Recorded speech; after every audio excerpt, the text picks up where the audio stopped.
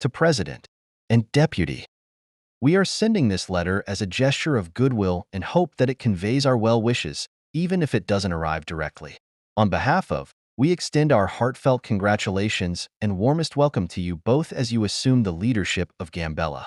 We are confident that your collective expertise, experience, and vision as you both worked from different positions surely will guide Gambella towards a prosperous and peaceful state.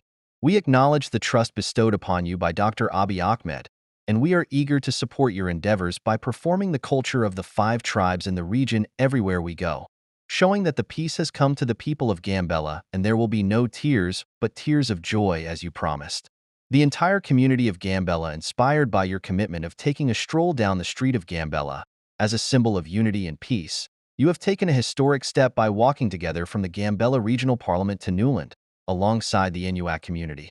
This unprecedented act of solidarity is a powerful statement against ethnic conflicts and marks a new era of harmony in Gambella.